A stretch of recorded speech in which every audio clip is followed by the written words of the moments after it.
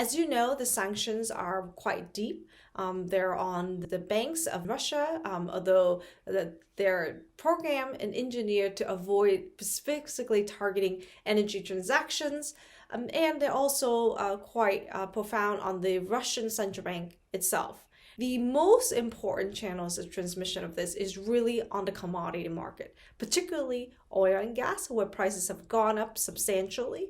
Also, but not just that, we also have wheat, we also have aluminum, nickel, so essentially metals and agriculture prices going up. And that is going to have a negative impact on oil and commodities, importers, net importers, as well as households globally, and as well as energy intensive corporates, because they have to pay higher prices for the things they need every day to function economically.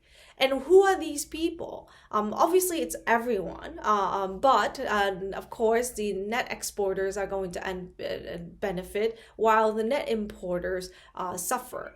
In Asia, we have essentially many countries are net importers of oil, with the exception of 3, which is Australia, Malaysia, and Indonesia. The rest of the countries are net importers of oil. That means that they are going to pay much more. It's going to dampen their income flows, and as a result, it's also going to put pressures on the currency. The countries that can deal with this much better are the ones that have other positive flows. A good example is that this is very negative for South Korea because it's going to pay more for commodity imports, but it also has a surplus of semiconductor and other manufactured goods, such as ships at the moment, which are doing well because it's even more in demand, because things are being rerouted in the commodity market. But for other countries, it's not so easy. A good example is India, where it needs to import quite a substantial amount of oil, and not only relative to the world, but also relative to its GDP and relative to its income flows. So when oil rises sharply, it means that India is going to need to spend more money on this versus spending on other productive investment that they can do. So we think that is going to put a negative push on the current account, and it's going to force, it's going to weaken the rupee, and it's going to ultimately raise inflation within India, as the households will have to pay more because these costs are going to be passed on to the households and the corporates. What about the countries that are net exporters, such as Indonesia, Malaysia, and Australia? So you can see that they're within these countries, particularly in Malaysia and Indonesia, the exporters are going to benefit much more, right? Because they're getting more income, and also there's more demand because the supply from Russia is likely restricted by sanctions, even though not directly.